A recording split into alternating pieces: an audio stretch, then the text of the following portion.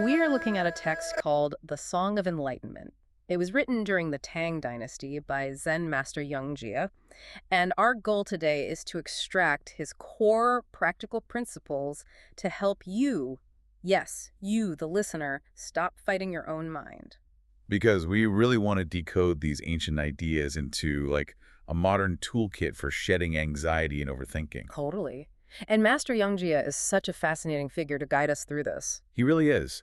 Historically, he is famous for achieving what is known as the one-night awakening. Which sounds intense. It is. The story goes that he met the sixth patriarch, Huning, and within a single evening of conversation, his profound enlightenment was recognized and confirmed. So while other monks were spending entire lifetimes trying to prove their understanding, he apparently just walked in and nailed it in a night.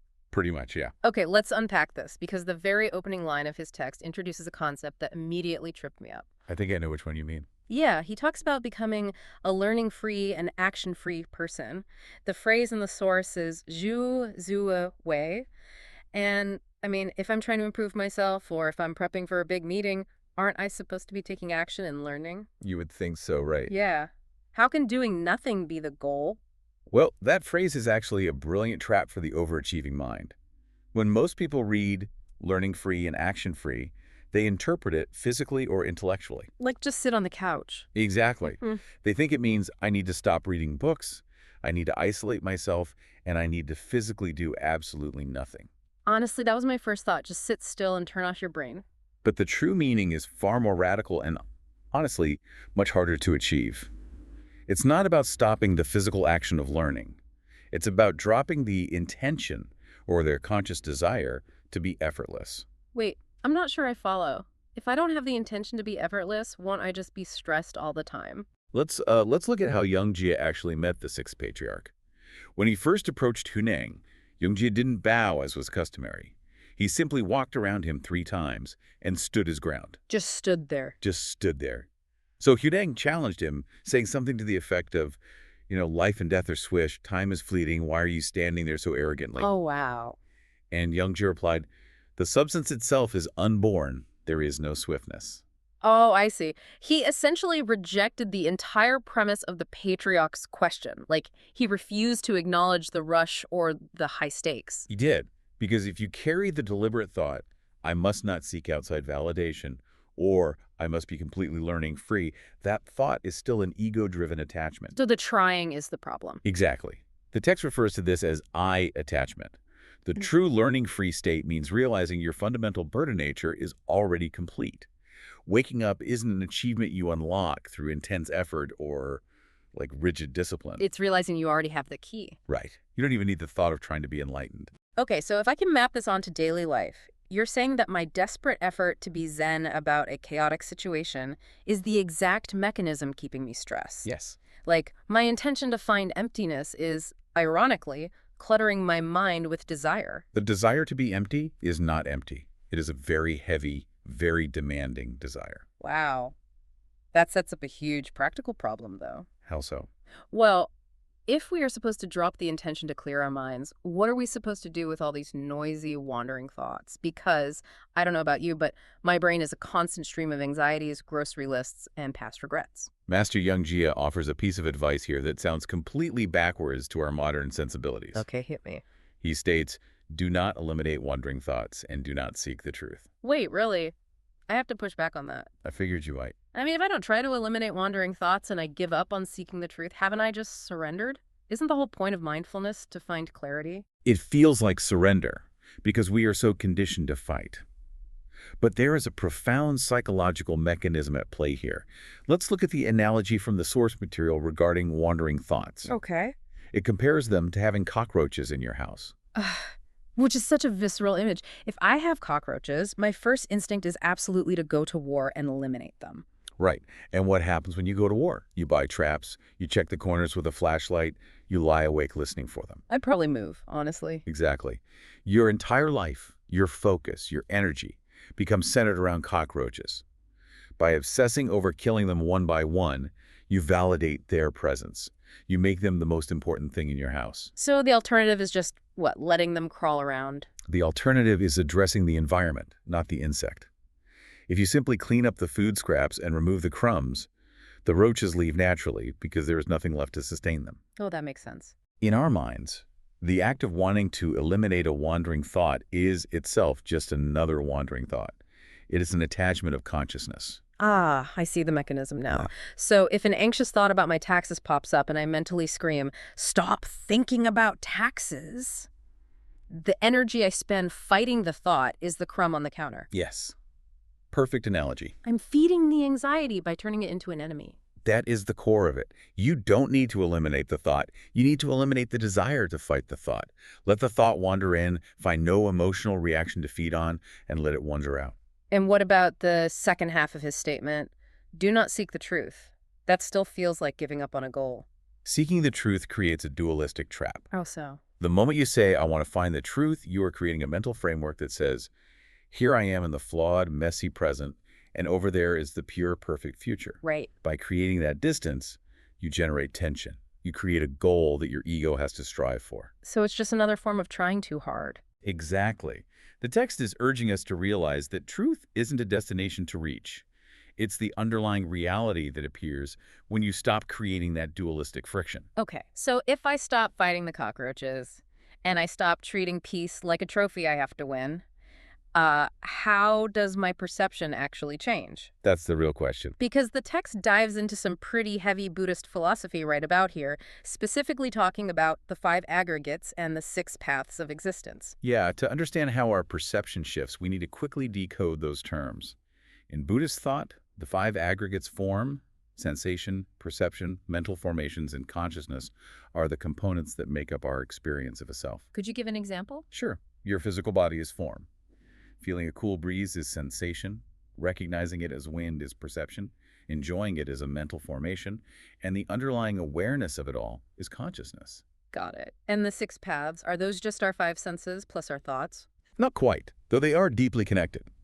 The 6 paths technically refer to the realms of rebirth, like the human realm, the animal realm, or the heavenly realms. Okay. However, the crucial point the text makes is that we are driven through these different states of existence entirely by our senses and our attachments to them. The Song of Enlightenment argues a radical perspective. It says the 5 aggregates are merely floating clouds, and the 6 paths are nothing but a dream. Meaning they aren't fundamentally real. They are conditional. If you eat a piece of chocolate, you experience pleasure. That is a condition.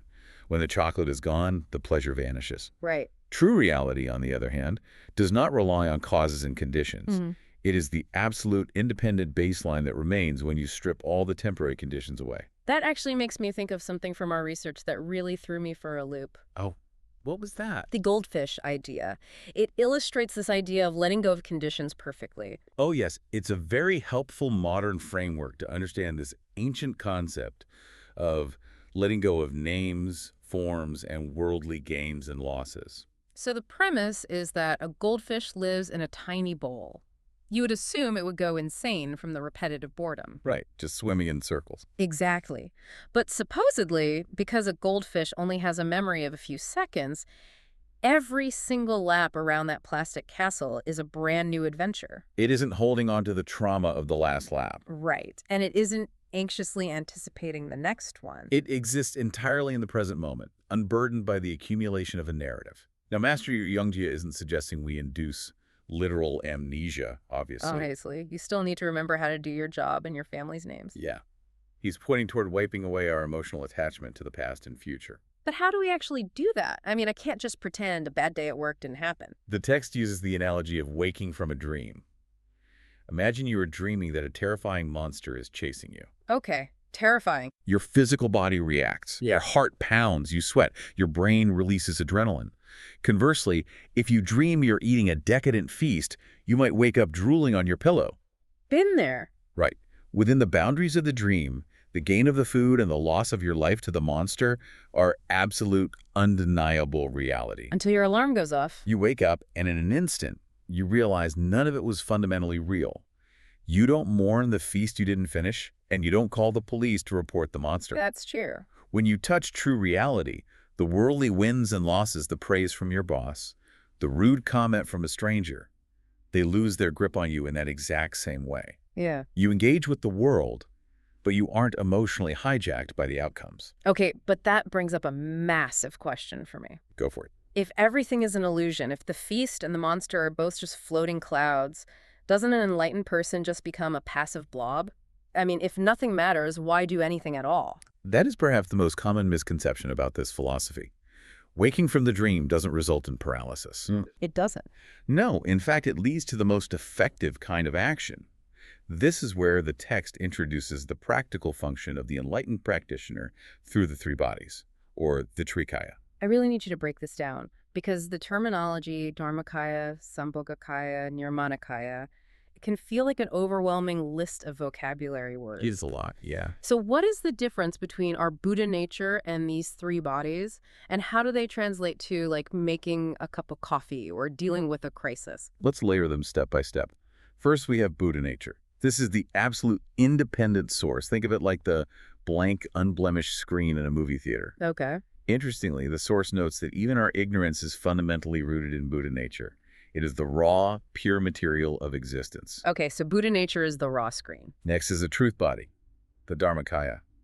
This is the spiritual body formed by the profound realization of truth. It is the deep internalized understanding that the screen is empty, that there is not one single thing to desperately hold on to. So, if Buddha nature is the screen, the truth body is my realization that the movie playing on it isn't real. Yes, exactly. But simply realizing the movie isn't real isn't enough if you want to interact with the world. Right. So, we develop the reward body, the Sambhogakaya. This is the gathering of wisdom through learning and consistent practice. It's the spiritual muscle you build by walking the path. Makes sense. And finally, we have the emanation body, the Nirmanakaya. And the emanation body is the physical action. It is the gathering of merit and virtuous actions in the material world. It is how you behave, how you speak to your neighbor, how you do the dishes. But why split this up into three different bodies? I mean, why not just say, understand the truth and be a good person? Because of how these bodies function. In Sanskrit, these three bodies are referred to as three types of vehicles, or carts. Like a physical cart used for transport? Yes. They are not shiny trophies of personal enlightenment that you put on a pedestal to prove how spiritually evolved you are. Right. They are tools. They are vehicles used to carry and save other sentient beings. Oh, I see the connection now.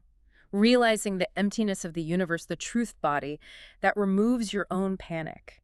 Stops you from running from the monster in the dream. Yes. And because you aren't panicking, your emanation body can act calmly and compassionately to help pull someone else out of their nightmare. Exactly. Yeah. It is a philosophy of supreme compassion, not detachment, just for the sake of detachment. You wake up from the dream so you can skillfully interact with those who are still suffering inside it. Okay, let's bring all of this, the vehicles, the goldfish, the cockroaches, directly into the listener's modern life. Because it's one thing to understand the truth body on a conceptual level. Right. Theory is easy. But it's completely different when life hits you with real grief, a toxic workplace, or the heavy stress of daily ambition. It is the hardest transition to make. Yeah. And the source material doesn't sugarcoat the danger of our attachments. No, it doesn't. There's a very striking, extreme story in the text about what happens when we fail to let go of our ego, even when that ego is wrapped in something as natural as grief. The story of the lecturer, that part really stopped me in my tracks. It's heavy. It is. It details a man whose daughter tragically took her own life. It's an unimaginable pain, and his initial grief is completely understandable. But the text describes how that grief mutated into a blinding, weaponized attachment. He was completely consumed by his eye attachment. He went to a temple master and fiercely demanded that the master perform a very specific, elaborate ritual to save his daughter's soul. And the master refused, explaining that performing that specific ritual wasn't aligned with the truth or the purpose of their path. Right, and the lecturer was so blinded by his demand that the universe conformed to his specific desire, his absolute need for this one specific outcome to ease his pain, that he lashed out. He actually set fire to the temple. He burned the temple down. It's an extreme example, but the psychology behind it is so relatable.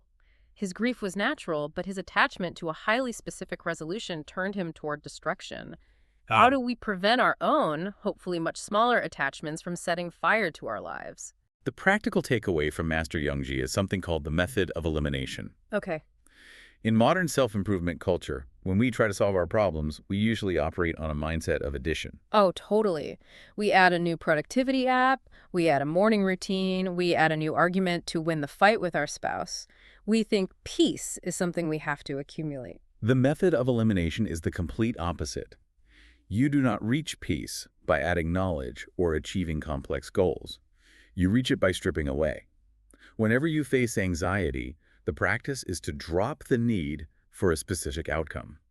I can hear people listening to this and thinking, wait, if I have a major performance review tomorrow, I can't just drop my need for good outcome. I need my job to pay my rent. Of course. Isn't the method of elimination just ignoring my responsibilities? It is not about ignoring the problem. It is about shifting your relationship to it. The method of elimination doesn't mean you stop caring about your career or your ability to pay rent. It means you drop the desperate, suffocating craving for the praise, and you drop the paralyzing terror of the critique. You prepare for the meeting, you do your absolute best, that's your emanation body at work, but you eliminate the conscious target of your desires. You stop feeding the cockroach. You stop feeding the cockroach. The text uses a beautiful analogy of a mirror to explain this. We often think our minds are like dirty mirrors, and we have to constantly polish them with meditation, therapy, or hard work to make them reflect light. But if our fundamental Buddha nature is already complete, the mirror is already shining. The mirror never needed polishing. When you strip away the dust, when you use the method of elimination to remove your rigid expectations, your need to control outcomes, and your obsession with fighting your own thoughts, the mirror shines automatically. Wow. You don't have to manufacture peace. You just have to stop actively manufacturing your own friction. To summarize everything we've unpacked today, Master Yongjia has essentially handed us a blueprint for dismantling modern burnout. He really has. If you want to find clarity, you have to stop treating your own mind like a hostile employee that needs to be micromanaged into submission. Because the trap of trying to be effortless is still a trap. Yeah. When the messy, anxious thoughts show up, treat them like crumbs. Clean up the environment by removing your emotional reaction, rather than declaring a holy war on the cockroaches themselves. I love that. And adopt a bit of that goldfish brain, not by forgetting your life, but by dropping the heavy emotional baggage of past failures and future anxiety so you can actually engage with the present. And rely on the method of elimination. Look at where you are trying to add peace to your life and see if you can instead strip away the rigid demands that are causing the stress. It is a profound shift from acquiring to releasing. And it brings us right back to that incredibly relatable scenario we started with, lying in bed, staring at the ceiling, demanding that our brains go to sleep. Which leaves you with one final thought to explore on your own. If every deliberate, forceful attempt you make to let go is actually just a disguised form of holding on, well, what is the very first thing you should do when you close your eyes tonight?